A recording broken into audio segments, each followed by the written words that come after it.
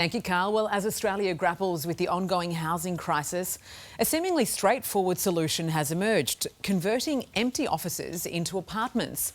Joining us now to discuss is CEO of Urban Taskforce Australia, Tom Forrest. Tom, thanks so much for your time.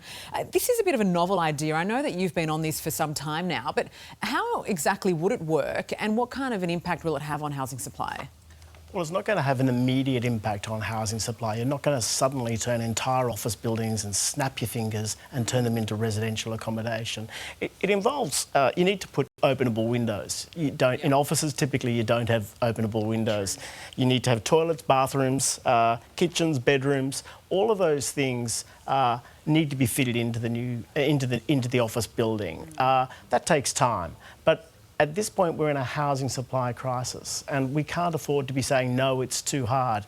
If there's an opportunity where you've got empty buildings, take it, I say, and start fixing the problem.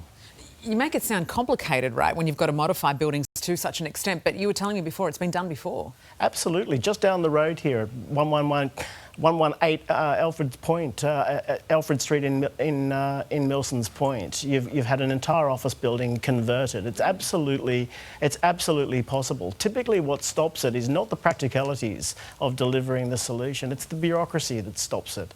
It's the bureaucrat saying, no, that's not the correct zoning for this area, that's not what we intended. Well, we've got a housing supply crisis, and I say let's take every opportunity to fix it, and this is one of them. When you couple that with the low occupancy that we saw during COVID, it makes sense, right? But now that we've come out of that, are those occupancy rates still low enough to try and facilitate a move like this? They are. We're talking something in the order of 75%, and really that means there are entire buildings that are actually empty, particularly the B-grade office buildings, the ones that are not so desirable, if you like, in the CBD of Sydney and in the CBDs around the nation.